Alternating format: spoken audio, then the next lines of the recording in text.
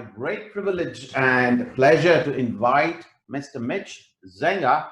He is the founder of Syntrix, and Syntrix is an organization that he created that creates people analytics software designed to help companies create a more trusting, transparent, collaborative work culture. Wow, that is fantastic. And to be honest with you, let me tell you from my organization's perspective, Mitch, welcome.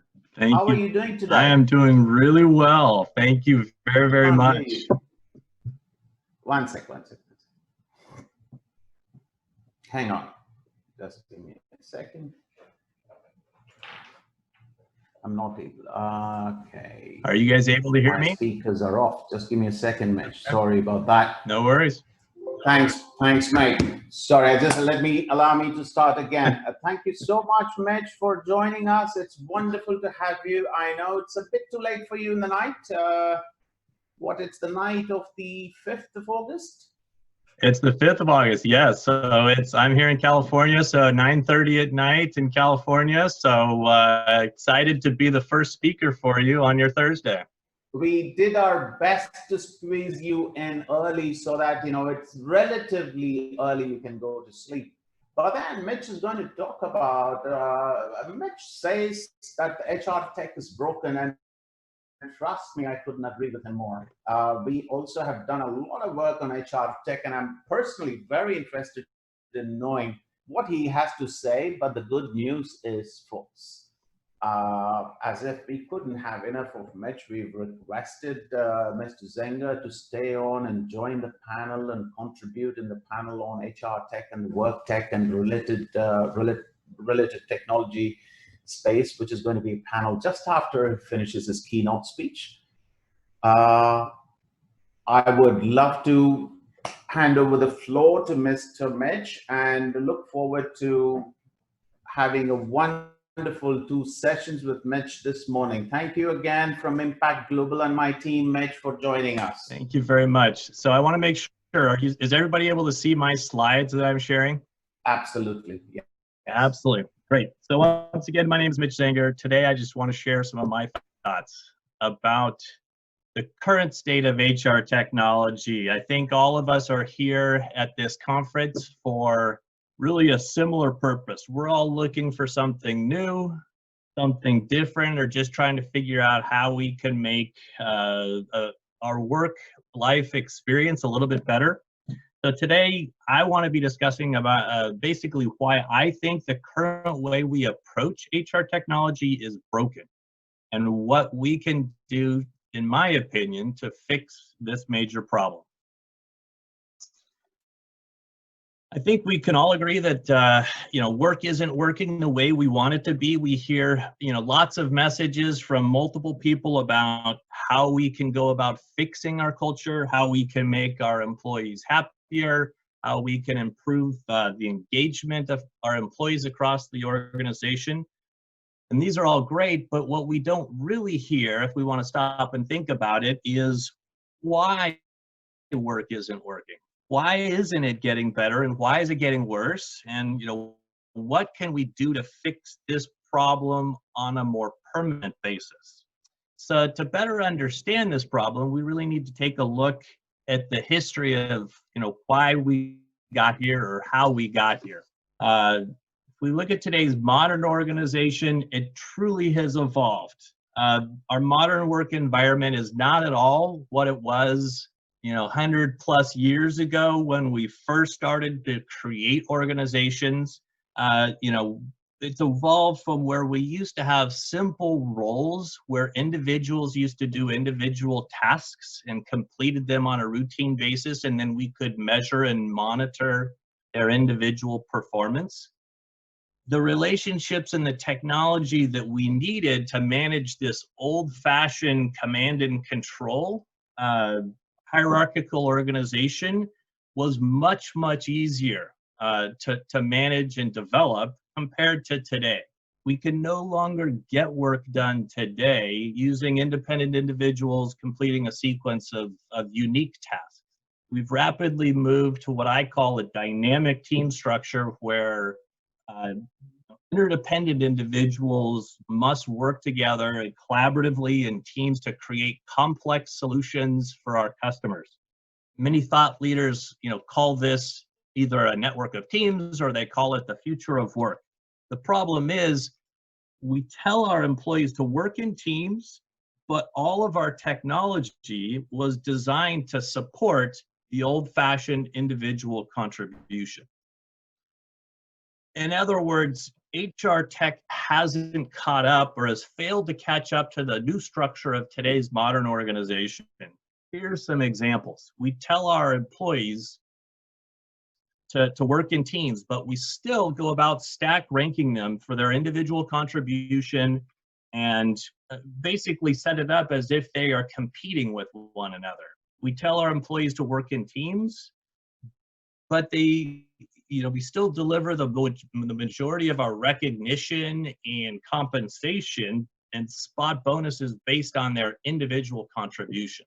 We tell our employees to work in teams, but we give feedback and training focused specifically on individual contribution. And most importantly, we tell our employees to work collaboratively, and we give them all of these new great tools like Slack, Microsoft Teams, or Box, or all these tools to help them work better together in teams. But we then fail to use those tools to measure and recognize and reward outstanding team performance. So the struggle, in my opinion, is creating a major epidemic inside of our organizations that will only get worse as we put more conflicting responsibilities on our employees. It's really time, in my opinion, for every organization to ask this one basic, simple question. Are we creating or building a work culture around employee competition, where HR is sort of babysitting this whole process and activity, or are we creating our culture around employee connection, where employees are supposed to work together? We can't have both. The lack of alignment between that, and in companies that try to do both, don't work. And by doing that, we're creating major problems and, more importantly, major stress on our employees at every level of an organization. So if we think about it, if you look at the symptoms of this problem that we've created, we're aware that many of the symptoms result from this misalignment of org structure around teams and our technology that's focused on individual contribution. Our employees, in essence, their needs are not being met, and it's affecting their health and their well-being. So to put it in real simple words, we are hurting our employees when we ask our employees to work in teams, yet we measure everything about them based on individual performance. Study after study, and one big study here next, very, very close to me at Stanford, shows the rising level of stress in the workplace is a major contributor to chronic health problems and unhealthy behaviors and unhealthy habits, addictions that people have. It's shocking to hear them clearly say that the workforce environment that we've created is the 5th largest cause of death in the United States. But if we really stop and think about it, the warning signs are all there. Employees don't feel safety, psychological safety inside of work. They can't take risks and be vulnerable in front of each other. We basically are forcing them to create more and more data and more reports using multiple different HR technology tools. And the craziest part about it is they create all of this data and they don't even get to see the results or access this data after the fact and after it's been created.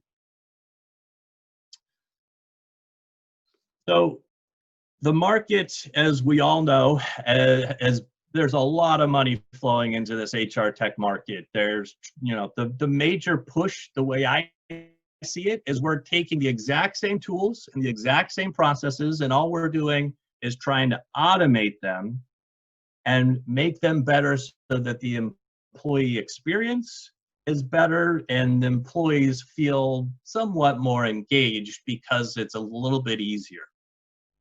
But while automation can make it simpler, it really isn't solving, if you go back to our core problem, it's not solving that core problem. We continue to try to fix our employee engagement problem by adding all these new tools, which only end up adding more stress onto our employees as they have to put in data into more and more tools. I think the recent research I heard was average large organization has 15 or more different HR technology tools in their tech stack. Many of you in the audience today may be using one or more of these tools within your own organization.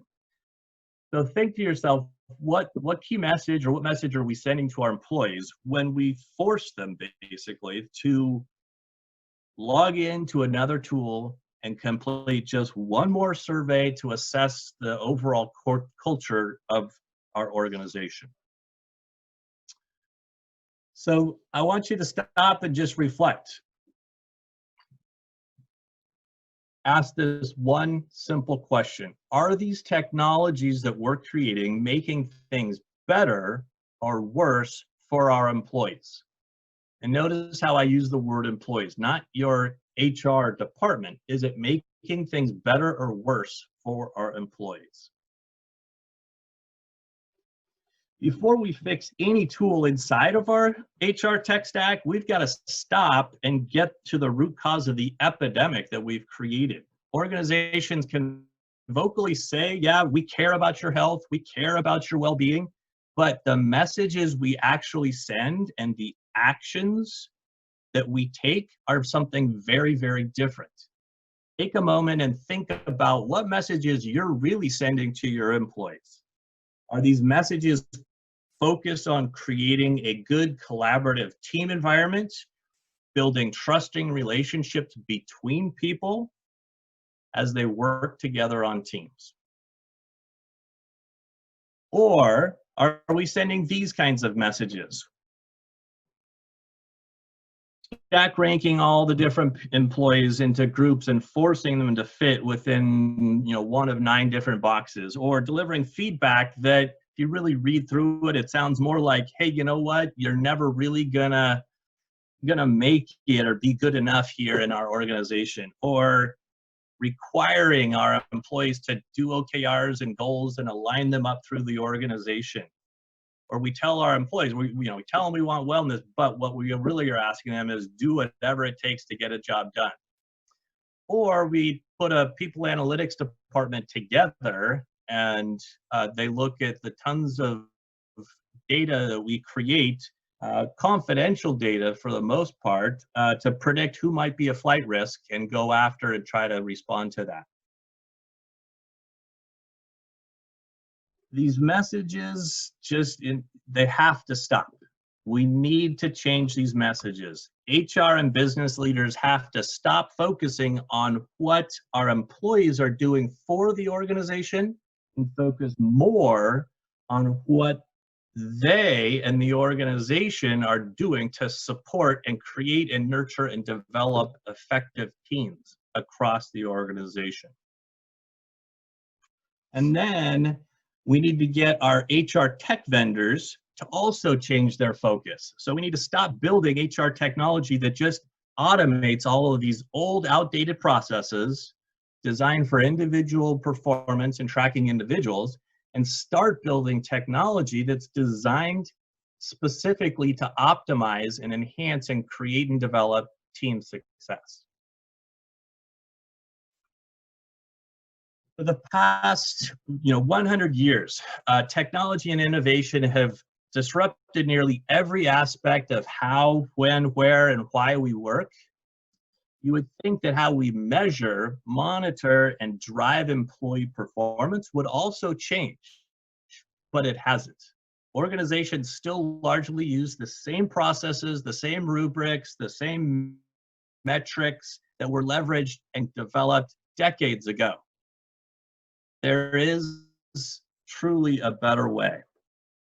First and foremost, it's time that we change the ownership of data. It's time for managers to stop using HR tech to control employees' activities, but instead for employees to take ownership of their own data and start using HR tech to control their own development. That pivotal disruption cannot happen without fundamentally changing control of all employee performance data related to any individual in your company. We think about it, if we really care about the well-being of our employees, we must set their performance-related data free, so that they can control and influence their own personal career identity and their performance reputation across their career. Think about what this type of freedom of data has done for personal finance, for fitness, for public communications. So a couple of examples here. Look at Mint, Fitbit, Twitter. They've put financial and health performance data into the hands of the individual with just amazing results. Or Twitter has done the same thing with communications on their platform.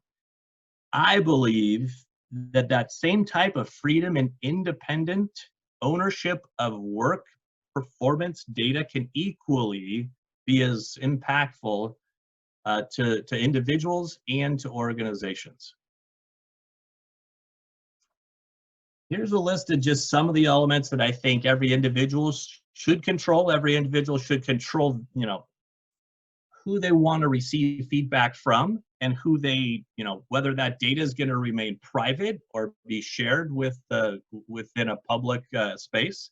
Every individual should control who they share their performance data with, and who it's visible to inside the organization or even outside the organization to outside recruiting.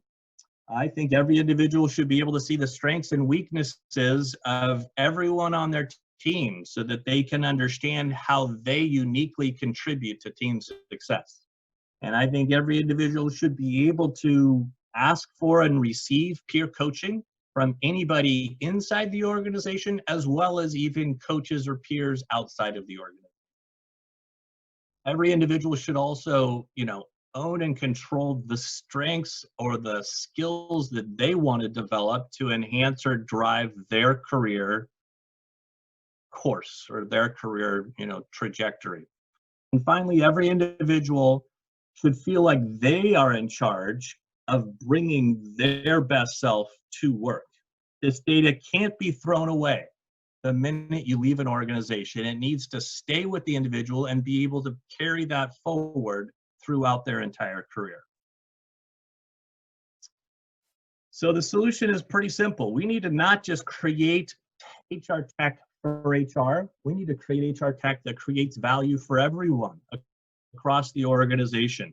It's time to truly create HR tech for the 21st century organization, or this future of work, or this network of teams where all stakeholders, including individuals, employees, leaders, and the organization, are benefiting and getting value from these tools. Creating unique value for all the stakeholders is the best way that we can build trusting relationships throughout our organization. So if organizations are structured as dynamic teams that require strong relationships between individuals, then our HR technology needs to also focus on building trusting connections between people.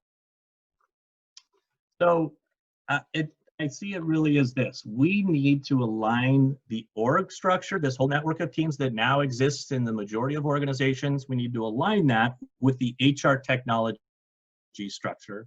And together, it's going to dramatically change really the focus of the HR function inside of all organizations. I believe that this type of alignment is what we need so that we can create value for everyone across the organization. So, when I say that, I mean, creating value for individuals so that they can own and understand their unique strengths and expand those. It's creating value for the employees you have inside of a company where they're thriving in a supportive environment where people understand those unique strengths and are helping and encouraging that. It's valuable for teams inside your organization because teams are using those strengths and leveraging them for the best way to make teams successful and more fun, really, to work on. And finally, leaders are receiving value, when everyone can request and give honest and constructive feedback without fear of that getting caught up in some legal battle or a problem that may happen after the fact. And finally, organizations receive value when they use people analytics truly to optimize team success and create just an outstanding culture across the organization. So that's where I'm heading. That's where my vision is taking me. I hope this presentation's been valuable to you, and I will turn it back over for any questions or any audience questions that may be here. Yeah, absolutely, Mitch. Thank you so very much. Thank you. For this presentation, there are actually quite a number of questions, Mitch. So I think since you're going to stay back with the next panel, we will try and answer some of them during the panel. In the interest of time, if you don't mind, I would like to ask you one question and Perfect. then take it on in the next one. Yeah, okay. You may have answered this, but it's a question that, are we building our work culture around employee competition or employee connection?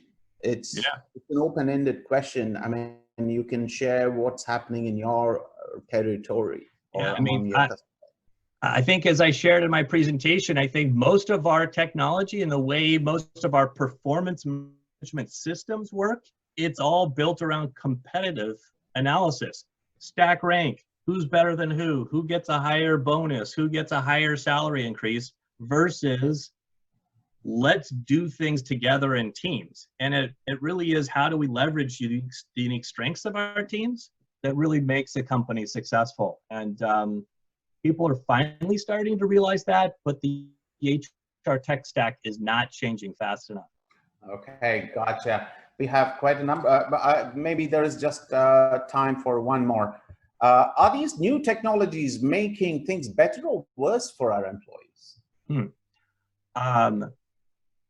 Well, I don't think enough new technologies have really come out. I think the technologies are truly just regurgitating the same systems, tools. Like we have a better user experience. They're prettier, they're easier to click on, they're integrated into Slack and Teams, so you don't have to bounce around, but it's still the same process. And that to me is the problem.